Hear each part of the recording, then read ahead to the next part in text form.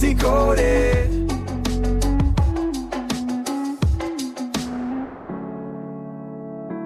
Welcome to Book Decoded.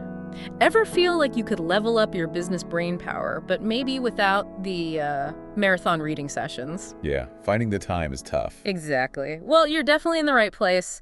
We're kind of like the literary surgeons of the business world, slicing through the pages. Okay, surgeons, I like that. Yeah.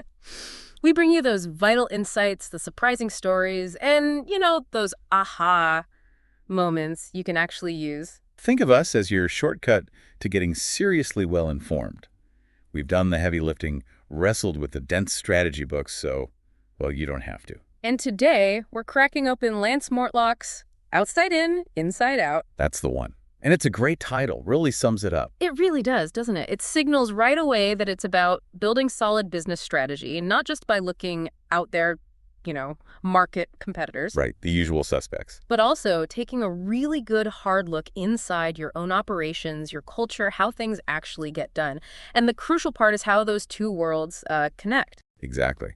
And Mortlock isn't just throwing abstract ideas around. He's giving us a practical framework. It's about making strategy happen, making sure that big vision isn't just like a nice poster on the wall. Yeah, something that actually gets woven into how the organization works day to day. Right. He's really trying to take some pretty complex strategic concepts and make them more accessible, more integrated. So for everyone listening today, our mission is pretty clear. We're pulling out those fresh, actionable ideas from Mortlock's book. We'll mix in some interesting facts and maybe a story or two that jumped out at us. And hopefully offer some perspectives that spark some new thinking for you. All, without making your brain hurt. Hopefully not. Right. Okay, so where do we start? The book kind of sets the stage, right? Bit of history. It does, yeah. It's actually helpful to see how we even got here, talking about strategy in the business sense. The book points way back, 1965. Igor Ansov, corporate strategy. Ah, Ansov. Even if you haven't read the book itself, that Ansov matrix, pretty much everyone's seen that 2x2 grid, right? Products versus markets. Absolutely. Existing product, new market, new product, existing market, all that. It seems simple now, but it was pretty revolutionary for its time, one of those foundational tools. Definitely. And as the book highlights, Ansov sort of opened the floodgates. Other frameworks started popping up. There was the LSAG model.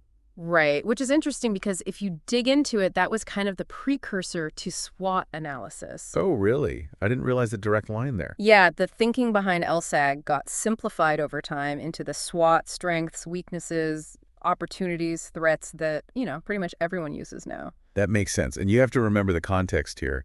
These ideas were growing up alongside these huge corporations.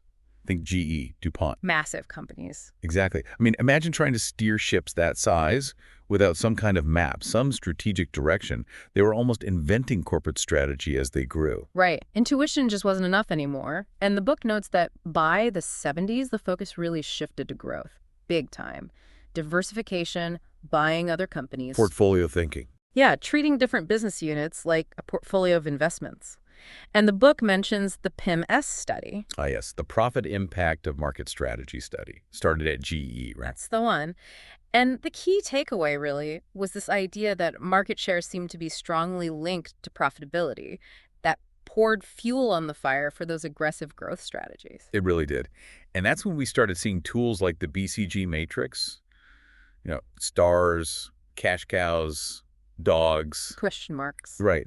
Helping companies figure out where to invest across their different businesses. And, of course, Michael Porter's 5 Forces.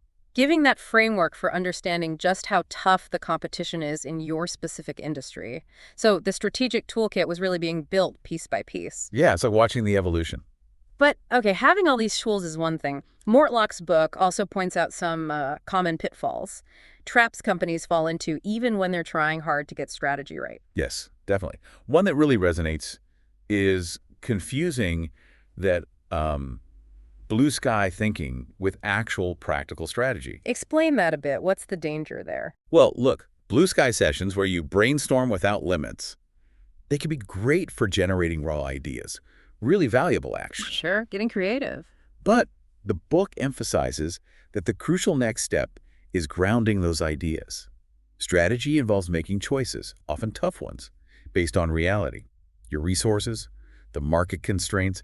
You can't just stay floating in the clouds. Right. It needs to be achievable, not just aspirational. I think we've all been in brainstorms that felt good but went nowhere concrete. Exactly. Another pitfall the book flags is getting aligned on the time frame. Ah, the timeline. Yeah, that seems tricky. It is, because a good strategy needs a long-term vision, that North Star you mentioned. But, it can't be so far out that you miss what's happening right now or next quarter. To balance. Definitely a balance. The book suggests typically corporate strategy might get a major refresh every, say, 3 to 5 years. But, and this is key, you have to stay adaptable, ready to adjust much faster if needed.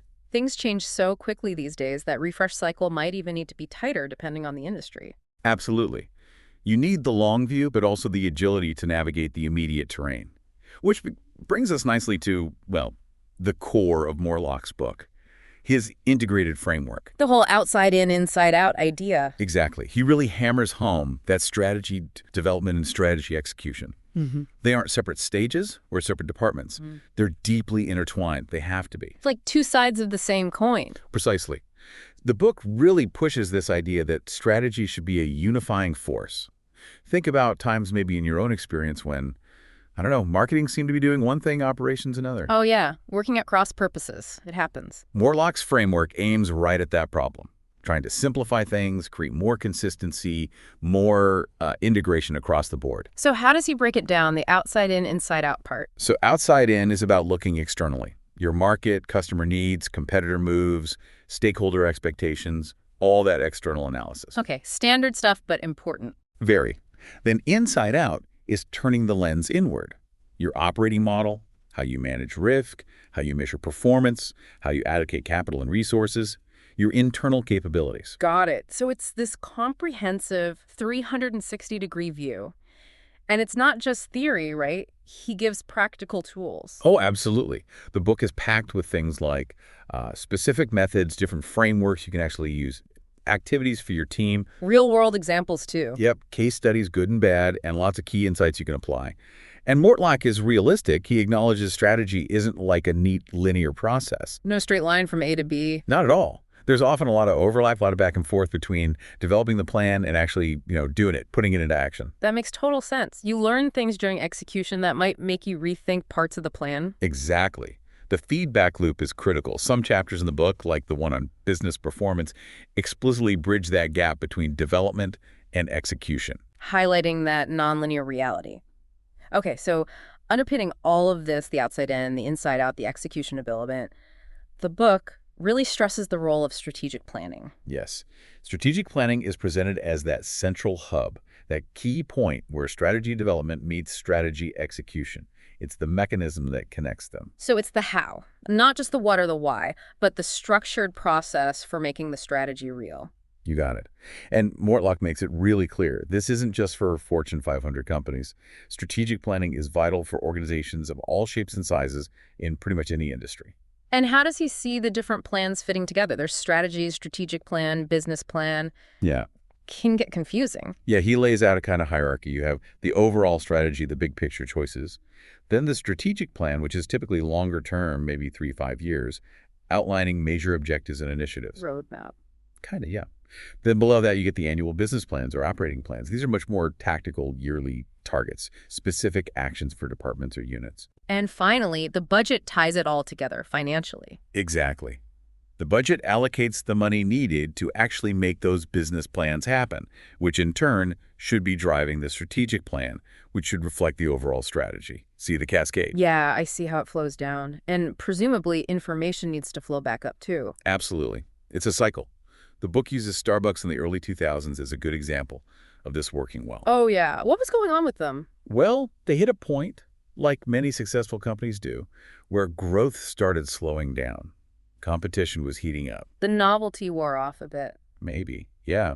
So their strategic plan really focused on differentiating themselves again, doubling down on that third-place experience, something beyond just home and work, making it more premium.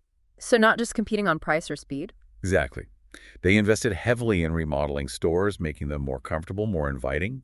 They expanded the menu, better food options, higher-end teas. Moving beyond just coffee. And they were pretty smart with technology early on. Loyalty programs, mobile ordering things that enhanced convenience, but also reinforce that premium customer relationship. So every part of the plan supported that core strategic goal of being an upscale experience. Pretty much, yeah. It was a cohesive effort driven by that strategic plan to really stand apart from the crowd. It's a great illustration of planning driving transformation. That makes sense. So we have this cascade: business strategy, effort, strategic plan, business operating plans, budget. That's the flow the book describes. And the critical point Mortlock emphasizes is that these levels can't be silos, right? They need to be tightly linked. Super critical and flexible too. If your annual budget doesn't actually support the initiatives in your strategic plan, well, your strategy probably isn't going anywhere. The connection breaks down. Right. And the book does mention some cautionary tales. What happens when this planning goes wrong? Like the eBay and Skype example. What was the issue there? Fundamentally, it seems a massive lack of integration planning. The strategic idea communication plus e-commerce might have sounded okay on a whiteboard. Seemed synergistic, maybe. Perhaps, but the actual planning for how these incredibly different companies, different cultures, different tech, different values would actually work together was apparently quite poor. So they never really meshed. No, and eventually eBay had to spin Skype back out, a costly failure in integration planning, which is part of strategic planning. Ouch. What about Cisco and the flip video camera? That was popular for a while. Yeah, it was huge. Yeah. Cisco bought the company, then not too long after, they just killed the product line. Why? Well, the book suggests it could be seen as a failure in strategic planning leadership. Was shutting down Flip really aligned with a clear long-term strategy for Cisco in the consumer video space, especially as smartphones were taking off? Maybe they didn't see a future for it. Perhaps, but some argue they dumped a valuable asset prematurely. And the fallout job losses, big financial write-downs, highlights the impact when strategic direction isn't clear or consistently applied. Yeah, these examples really show the high stakes involved. Okay, so planning matters. A lot. On the flip side, the book talks about the benefits of having a good, structured annual planning calendar or process. What are the upsides? Well, several big ones. First, it provides clear direction. Everyone knows the goals and how their work fits in. Second, focus. It helps prioritize where you put time, effort, money. Cuts through the noise. Exactly. Third, accountability. People know what they're responsible for delivering. Fourth, resource alignment.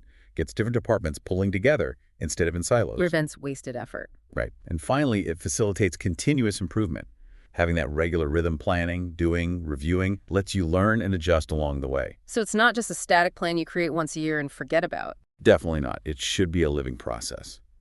Okay, so as we start to wrap up this foundational look from outside in, inside out, what are some final key takeaways Mortlock really wants us to remember for effective strategic planning? What are the must-dos? Okay, a few big ones.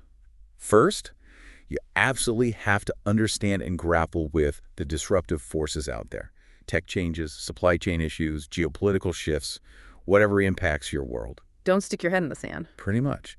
Yeah. Second, you need to balance that future focus with dealing with today's reality. You need to perform now while building for tomorrow. It's tough, but necessary. That constant tension. Yeah. Third, get comfortable with ambiguity. You won't have all the answers. Good planning acknowledges uncertainty and builds in flexibility. Change is the constant. Embrace the uncertainty to a degree. Right. Fourth, and this is huge, remember that developing the plan is only half the challenge. Execution is where strategy lives or dies. The plan has to be actionable. Plans are useless without action. Couldn't agree more. And finally, Mortlock really stresses integrating risk management throughout the whole process. Not as an afterthought, but built in from the start. Thinking about what could go wrong as you plan what you want to go right. Exactly. So these core ideas from the book, the history, the pitfalls, the integrated framework, the planning cascade, they really provide a solid foundation for thinking about strategy holistically. Yeah, it's not just about brilliant ideas in isolation. It's about the whole system analysis, planning, execution, integration. And Mortlock's goal is really to equip readers with the skills, the frameworks, and maybe the mindset to navigate that complexity. So for everyone listening, maybe take a moment to reflect on how these ideas play out in your own context. How integrated are your own strategic efforts, really? It may be a final thought to chew on building on Mortlock's ideas. Given how incredibly fast-paced and interconnected everything is today, how can taking this truly integrated approach, really linking that outside-in view with the inside-out reality, become a sustainable competitive advantage for you or your organization in the long run? That's a really powerful question, something to definitely mull over. Thanks for joining us for this decoding of outside in, inside out. We hope these foundational insights have sparked some useful thoughts. Hope so too. We'll be back soon to decode another insightful business book here on Book Decoded.